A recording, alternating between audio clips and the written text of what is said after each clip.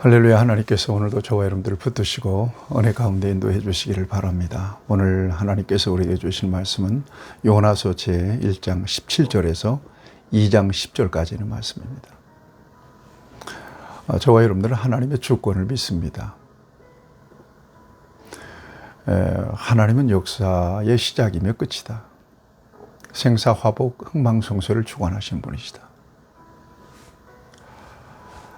인간의 노력이나 인간의 의지로 이 모든 역사들이 이렇게 좌지우지되는 것 같지만 천만의 말씀입니다.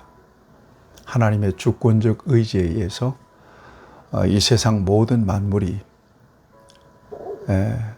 다스려진다는 것입니다.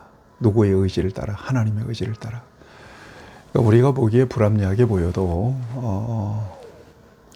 하나님이 이끄시고 하나님이 주관하시는 역사는 언제나 선하십니다. 우리는 잘 못 봐요. 아주 지엽적인 안목을 가지고 살잖아요.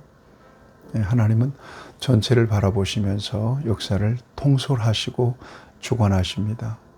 낮에 해가 뜨고 밤에 달이 뜨고 낮과 밤이 교차하고 또 봄, 여름, 가을, 겨울 사계절이 이렇게 바뀌는 그 모든 역사, 심지어 전쟁도 여호와께 속하는 것이라고 말씀하고 있잖아요. 하나님의 주권을 인정하고 살아가는 삶이 복된 삶입니다. 성공적인 삶이죠. 내 노력, 나의 최선이 내 인생을 최선으로 만들지 않는 못한다. 중요한 것은 오늘 하나님께서 내 삶의 자리에 어떤 계획, 어떤 의지, 어떤 생각들을 갖고 계시는지를 캐치하는 겁니다. 성경을 통해서, 성령의 감동을 통해서. 그래서 그 하나님의 의지에 순복하여 응답하는 삶을 살아가는 거죠. 여러분, 이것이 가장 복된 삶입니다. 성경은 이 같은 삶을 저와 여러분들에게 요구합니다. 여러분 생각해 보세요. 니느웨에 가서 그들을 쳐서 외쳐라. 그들이 회개하고 구원받게 되는 그런 역사를 위해서 요나를 보내잖아요. 그런데 요나가 너무 싫은 거예요. 저 아수르 사람들, 저 포악한 사람들을 왜 하나님께서 구원하시려고 하나. 기분 나쁜 겁니다. 그래서 하나님의 낯을 피해서 요바에서 배를 타고 다시서 저 스페인 남부 쪽으로 도망가려고 지금 하고 있는데 아주 때가 잘 맞잖아요. 타이밍이. 요바에 갔더니 다시스로 향하는 배가 있어요. 거기 배를 타죠.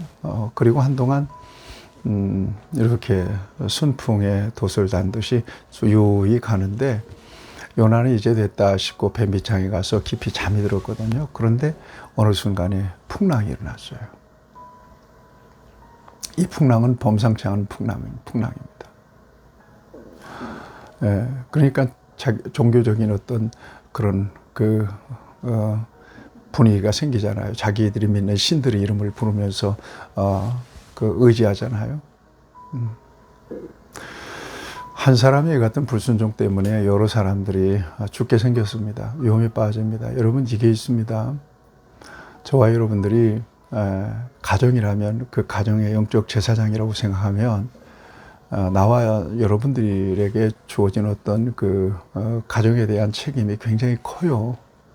그래서 정말 축복의 통로가 돼야죠. 저와 여러분들 때문에 가족들 전체가 어려움을 겪어서는 안 될 겁니다. 교회도 마찬가지죠.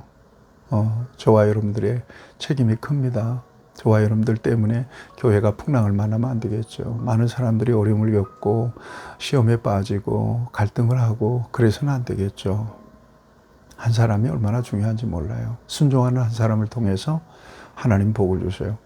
불순종하는 한 사람을 통해서 많은 공동체가 애매하게 어려움을 겪게 되기도 하죠. 이런 상황 속에서 배 밑창에 자는 요나를 깨웁니다. 도대체 너 어디서 와서 뭐 하는 사람이야? 그랬더니 자기가 이시직고를 하는 거예요. 나는 하나님을 믿는 사람인데 하나님이 2차 저자에서 니느웨에 가서 그들을 쳐서 외치라고 했는데 내가 지금 다시스로 가는 배에 탔다. 계속해서 풍랑은 지금 일어나고 있습니다. 앞에서 지금 어떤 역사가 있었어요. 결국은 제비 뽑아서 누구 때문에 이런 풍랑이 일어났는지 한번 제비를 뽑아보자 해서 제비를 뽑았는데 요나가 딱 걸렸잖아요. 이거 어떻게 설명할 수 있을 거예요? 여러분, 하나님의 주권을 벗어날 수가 없다니까요. 하나님의 의지를, 구원하고자 하는 의지를 요나의 불순종이 꺾을 수가 없습니다. 특별히 구원의 의지. 그래서 결국 요나가 이 풍랑이는 바다에 던져지잖아요. 나를 던져라. 나 때문에 풍랑이 있기 때문에 나를 던져라. 이 말을 듣고도 사공들이 하여튼 최선을 다해서 풍랑을 이겨보려고 했지만 안 되니까 결국 어떻게 해요? 요나를 바다에 던지죠. 여러분, 이 장면에서 저와 여러분들이 좀 깊이 숙고할 수 있어야 될 것입니다. 그러니까 순수하게 순종할 거냐, 아니면 대가를 지불하고 순종할 거냐. 절대로 하나님의 주권은 그 누구, 어떤 특정한 사람이나 어떤 상황 속에서 꺾이지 않는다는 거. 사람에게 주권을 이양한 법이 없습니다. 하나님의 뜻을 관철시키죠. 그러니까 맞고 할래, 그냥 순수하게 순종할래. 여러분, 이 같은 도전을 이 말씀 속에서 받는 겁니다. 결국 던져졌죠. 던져졌는데 기다렸다는 듯이 큰 물고기가, 여기 보니까 여호와께서 이미 큰 물고기를 예비하셨대요. 그래서 요나를 삼켜버립니다. 그리고 밤낮 3일을 물고기 뱃속에 있으니라. 참 물고기도 괴로운 일입니다. 먹긴 먹었는데 이게 소화가 안 되고 말이죠.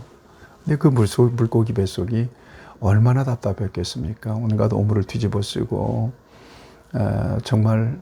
그래서 오늘 본문에 보니까 스올이라고 그랬어요. 이 스올은 지옥을 의미합니다. 아주 지옥으로 떨어진 겁니다. 거기에서 요나가 드디어 하나님께 자신을 굴복시켜요. 그리고 철저하게 회개하잖아요. 주께서 나를 깊음